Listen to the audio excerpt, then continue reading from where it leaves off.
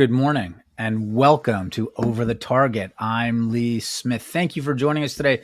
We have a really special show, very important show that's going to take us back not only to the origins of Russiagate, the Russia collusion narrative, but also we're going to get some really important insight from a top lawyer about the nature of our justice system and what it means for you and me, ordinary Americans, not tied in to the ruling party, not connected to Hunter Biden, not connected to senior DOJ officials, but what it means for everyday Americans. So without further ado, I want to welcome, greet, and thank very much the great Jesse Binnall. Jesse, thank you so much for being here with us this morning on Over the Target. Lee, thank you so much for having me. But Jesse, you're representing, and lots of our viewers, and I certainly believe this, you're representing General Michael Flynn in a really important case. General Flynn is suing key U.S. government institutions, in particular the Justice Department and the FBI, for $50 million for the malicious persecution that not only pushed him out of the White House in 2017, but cost him millions of dollars. Some would say his good name, but I think that most people understand that Michael Flynn never needed to be vindicated, that they understood it was a vicious targeting of an important American. And that's the case, it seems to me, that General Flynn is bringing against DOJ and FBI. And first of all, congratulations to you for representing him in this terrific case. And we're all really excited about what's going to happen. So where the case is right now. Lee, as usual, your accuracy is spot on.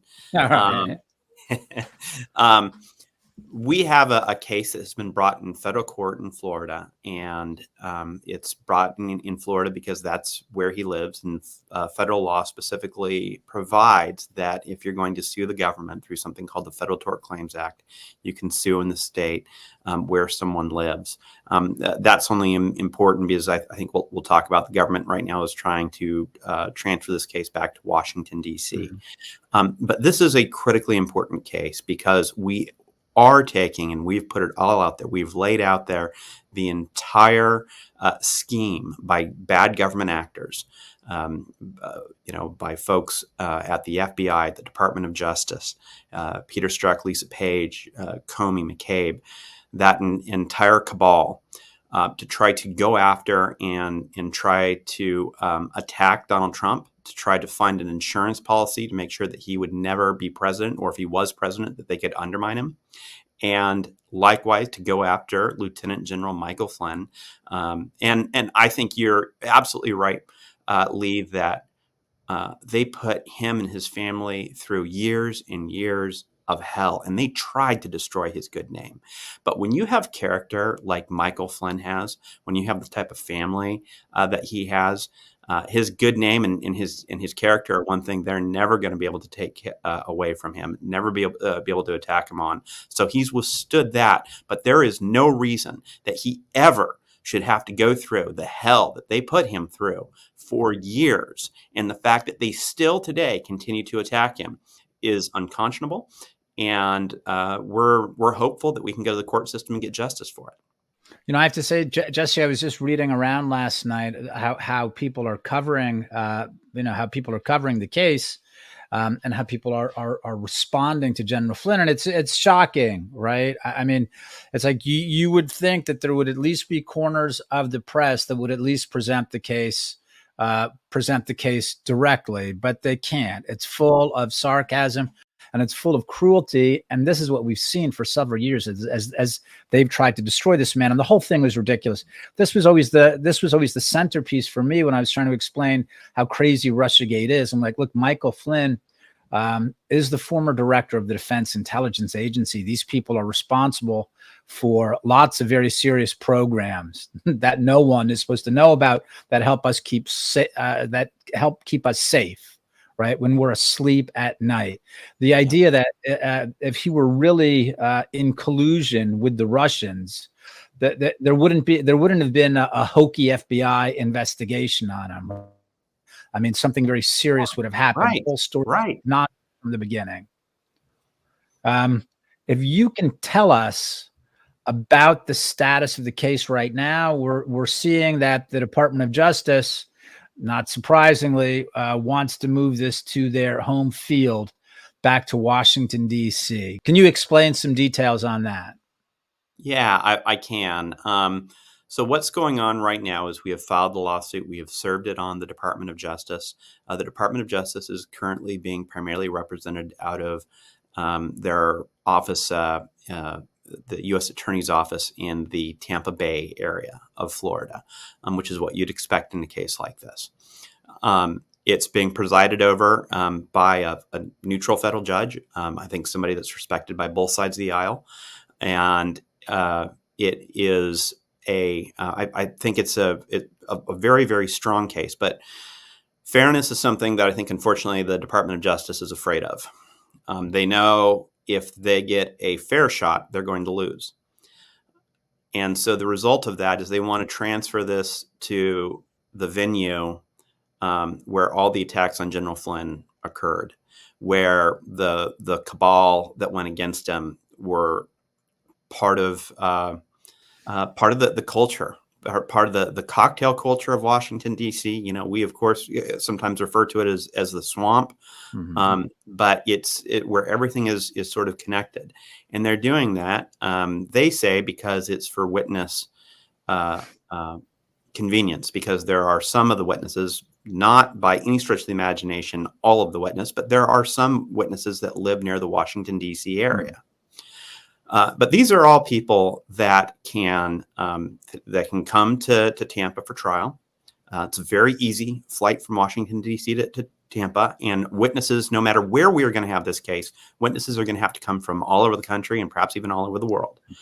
And more importantly, it gets it out of the culture of Washington, D.C. One of the things that our lawsuit talks directly about is the misconduct of a federal judge. What we believe is the misconduct of a federal judge. And I don't say that lightly. But Judge Emmet Sullivan in General Flynn's case really behaved in spectacular fashion, something that I've never seen a judge, where he became so passionately and emotionally involved in this case, you know, starting with calling General Flynn a traitor and then continuing to when the Department of Justice wanted to dismiss the case. And only the Department of Justice can bring a case. It's part of our separation of powers in our Constitution. He decided to pursue the case himself and appointed effectively his own prosecutor. And then when the case didn't go the way he wanted in the appellate court, he actually started litigating against General Flynn himself and still thought he could be impartial, still refused to recuse himself. These are judges, if it gets transferred to Washington, D.C., that share chambers with Emmet Sullivan. They know him on a regular basis. They see him every day. They know many of the other actors that are involved in this. The simple fact is, you cannot get a fair trial in Washington, D.C. if you're Michael Flynn. Everyone knows that. Certainly all the Americans that follow his case know that. And so just for, if no other reason, the appearance of justice, the appearance of impartiality, which is one of the most important things that our court system looks to. It's not just that you do justice itself, but the appearance of justice. This case needs to stay in Florida. It needs to stay with a judge that's a straight shooter, is going to call balls and strikes, isn't favored by one side or the other. If I can go back to the Emmet Sullivan trial, because he really turned it into his own, you know, he turned it into a stage for himself. I'm not a lawyer. I don't follow stuff like that very closely at all, but it seemed extraordinary to me that he virtually crossed over from the judicial branch of government to the executive branch of government as a prosecutor. I mean, is this, you said it's something you'd never seen before. Is it even legal? How is he able to do that when the prosecutors, Department of Justice, wanted to drop that case? And he said, no, we're not dropping it. I mean, can that be done even? Yeah, Lee, that's a great point. And what we look at in criminal justice issues is, in order to take away somebody's freedom, somebody's liberty through the criminal justice system, you have to have agreement among all three branches of government. You have to have the legislative branch that writes a law that says such and such conduct is very clearly unlawful. Then you have to have the executive branch that says we believe that this particular conduct violated that law. And then you have to have the judicial branch that sits impartially and listens to both sides and then decides whether or not, often through our jury system, but judges are a very important part of that, whether or not the law was broken, and then if it was, what the punishment for that would be. So you're exactly right. Not only did Emmet Sullivan effectively take off his robe, step across the aisle, and start acting as a prosecutor. One of the reasons that the Justice Department dropped the charges is because there was no violation of the law. So in essence, he was also acting as the legislature. He saw somebody he didn't like, politics that he didn't like, who cares if there was no law that prohibited it? He just thought it was wrong. Right. So really, he was acting as the legislature as well. So he just completely ignored our entire separation of powers. And one of the reasons that's so important, Justice Scalia used to talk about this. I was lucky enough to hear him talk about it on at least one occasion, where he would say that every two-bit dictatorship has a Bill of Rights. Matter of fact, he would read this beautiful prose that just sounds, great from a human rights perspective, and he'll say that's from the Bill of Rights of the Soviet Union. And so everybody has a Bill of Rights. It means nothing unless you have separation of powers to enforce it. And that's what Emmet Sullivan completely disregarded in his handling of the Flynn case. And we can't sue him because of judicial immunity. However, he is still a very, very big part of this case. And to say that it should be handled in his courtroom where he interacts with his peers on a daily basis. Interesting. Look, I was smiling. Of course, there's nothing that's funny about this. I just love hearing you describe it, though. You describe this so clearly, explaining, it's not just the crossing over from judicial branch to executive branch, but also legislative branch as well, virtually making up a law that he believed that Michael Flynn had violated. Look, this brings us into a bigger question, because it was during the Emmet Sullivan case when a lot of Americans, Jesse, I'm sure you remember, there were people, there were thousands of people listening in, right? Listening into whatever it was online, judges debating over General Flynn's case. Millions of Americans were focused on this. This is the first time that they'd really seen their justice system, our justice system, just run amok. It was absolutely staggering. Now it's almost every place we look, we see evidence that our justice system is not what we thought it was. You're an experienced lawyer. You're an experienced trial lawyer. You've seen these things, or what our justice system looks like, every aspect of it. Are we actually watching something new, or are we just coming to realize, no, unfortunately, there are many, many flaws with our justice system. This is only the first time we've really seen it in this controversial a case before?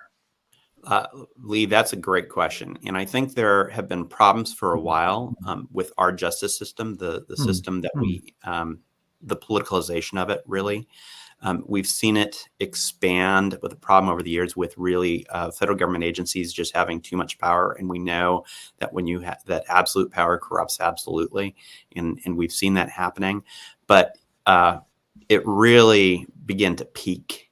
That wave really peaked with the beginning of the Flynn case. And it is continuing to just roll unabated with what we see now with the attacks on President Trump and other America First Americans in this country. So what I specifically mean by that when it comes to General Flynn, one thing that you can look at is the counterintelligence chief at the FBI at the time of this, a guy by the name of Bill Priestrap. And Bill Priestrap took notes as he was trying to discourage the Strzok Comey plan of going in and sandbagging General Flynn. And he was pointing out that it was a strategy that would lead to the politicalization of the Justice Department and of the FBI, and of the many dangers that would happen if it was in a overtly political organization, which unfortunately I believe it is today. And political, not necessarily on behalf of only Democrats. I think it's largely Democrats, but in favor of the Washington, D.C. establishment, Washington, D.C. bureaucracy, and the Justice Department and the FBI that are run almost entirely by civilian employees. They want to protect that bureaucracy. They want to protect the government that they think is important because it provides them their paycheck, their retirement, but it's also the way that they think things should be done. And what they've forgotten is that we have a constitution in this country where the power is supposed to flow from the people, and the bureaucrats are servants of the people and can be replaced. And instead, in our law enforcement apparatus, they've turned that on its head, and they think that the people can never replace us. We aren't accountable to anyone. And so we will give down the law from on high without any accountability. We see that now very, very clearly through all levels of the Department of Justice, and especially at the top of the FBI. But unfortunately, it's permeated into, well within the entire FBI apparatus as well. Jesse, I want to come back and get some more details on the case in particular. I also have a really big question for you, which is about the Constitution. Right? We talk about preserving it, but how do we keep people from overrunning it? We're going to break away for less than a minute. If you're watching on Facebook or YouTube, make sure to make the jump to EpochTV exclusively. You don't want to miss a single second. I'm having a great and very important conversation with Jesse Binnall here. Make sure you make the jump. See you in less than a minute. We're talking about political activists with guns and badges, right? This is not how the FBI is supposed to be. My name's Ashley Roberts, and this is Kathleen Brown. We're both with the FBI. Okay. We just need to speak with her regarding some information that was sent in to us. They talked not only about some of the different violations, the different things the FBI was doing that they disagreed with. And in the parking lot of a school board meeting where the FBI sent you, you were taking down information regarding people's license plates. That's correct. Correct. They also explained how they've been punished by the FBI. If FBI turn up at someone's house, or the police turn up at someone's house, and they're not in any trouble, they just need to talk to them. There's usually something a little deeper going on. Do you mind if I take a picture of your badges? Unfortunately, we're not allowed to have anyone take our pictures. Can I see it again, please? Sure. Oh, yeah, don't worry, she's not in any trouble. Then why are you here? Why is the FBI? You're wasting your time if my daughter's not in any trouble.